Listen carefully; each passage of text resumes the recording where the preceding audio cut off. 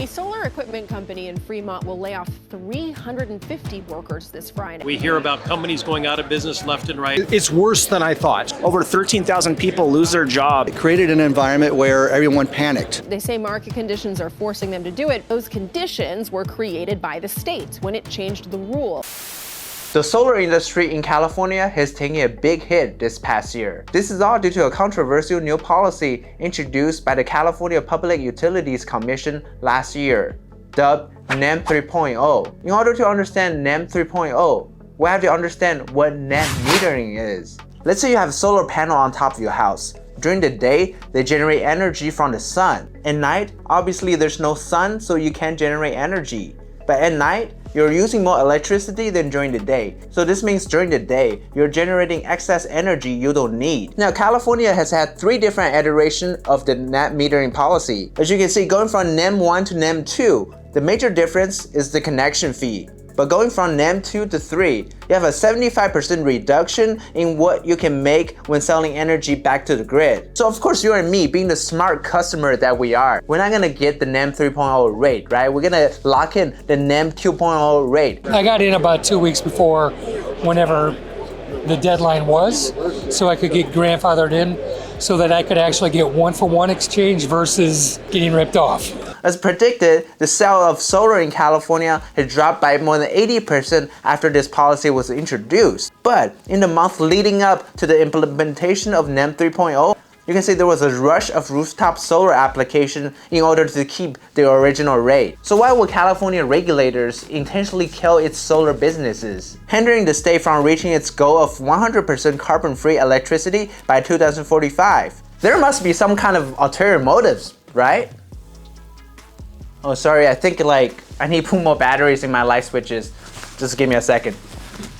2,000 years later. According to the Public Utility Commission, the old net metering rate greatly benefited solar customers who are primarily wealthy people, which means that they're not paying their fair share to maintain the state's grid. The burden therefore disproportionately falls on the lower income households. Now, this does not apply to just homes. Last November, they also voted to lower the net metering rate to commercial businesses and multifamily homes. So what does this mean for the future of solar here in California? Well, we went to the biggest solar energy convention here in North America, the Intersolar, and asked some of the industry professionals on if they were affected and what they think about NEM 3.0.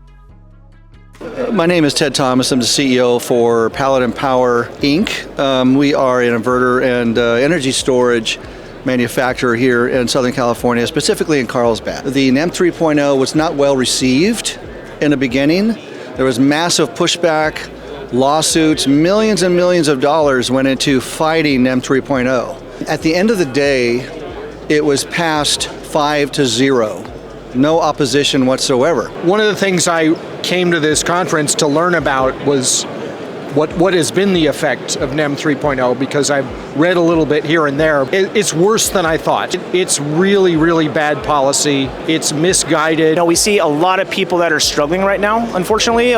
We've seen over 13,000 people lose their job. We see some contractors that have lost upwards of 60 to 70% of the jobs that they were able to sell. The net metering policy has dramatically affected the way we do business. We have seen our businesses go down 30%.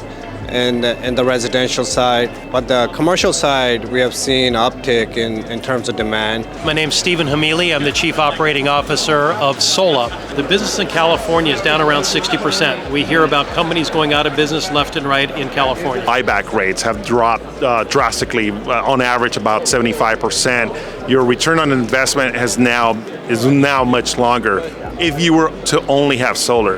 And the reason it was passed with no opposition whatsoever is because the legislature knew that 1 million new electric cars would be sold in last year, in 2023, with no slowdown. So all of the policies and a big push towards renewables and electrification of vehicles has required the utilities to adopt a more friendly posture as it relates to energy storage. California is supposed to be a leader in clean energy and in solar. Literally, companies are leaving our state to go do business in places like Texas and Florida, which we like to say we're we're better at this stuff than they are. We see many states trying to change their net metering law. Nevada 2015 eliminated net metering. California, Oregon's gone through it. Idaho has just done it. Do we like net metering? Absolutely. Net metering is very good for the consumer and to a certain extent good for the utility as well. But once you reach a solar saturation point, recognize that you either have to consume that electricity during the day or it's gone, unless it's served and preserved in energy storage. Fortunately enough, though, we've been able to pivot away and essentially be able to sell a ton more batteries. That'd be the silver lining. There's a transition period where we're seeing people have to relearn and learn how to sell batteries, be prudent with it. Batteries are still new technology to a lot of people, and you don't just slam the door, you phase it in. So it's not just a shock to, basically penalizing anyone who doesn't do batteries. Interest rates are high. It's harder to afford these things. So it's just, a bad timing, but also just, very, very misguided. So Monday we're going to have batteries and inverters listed in our platform. You want to save your energy that you produce during the day. You want to store that in a battery and only have the battery discharge between the hours of 4 and 9 p.m. so that you have zero consumption from the grid, thus saving you hundreds and hundreds of dollars. And that's the way you increase your return on investment, by a combination of solar and battery. The consumer, like yourself, would not see immediate gratification. You're now forced, instead of spending $30,000 on solar only, now you do have to have solar and batteries. This could cost you $40,000 or $50,000. But the long-term benefit and residual value of having your own power plant is inarguably the proper place to go, right? You're hedging yourself against inflation, hedging yourself against increased utility costs. Again, you have to have some technology that has the ability to power all of that. This is what consumers are demanding. And this is what helps the policymakers. We came out with our product that actually eliminates the necessity for grid. We are the only product that was designed from the ground up to be able to offset all of the loads. It does allow for the market to have storage, and now we're more energy independent. We're not just talking about net metering. We need things like virtual net metering for multi-unit housing. We need to have community solar. There's so much more than just residential net metering. All of this together creates an amazing ecosystem for redistributed energy. I try to stay optimistic in it.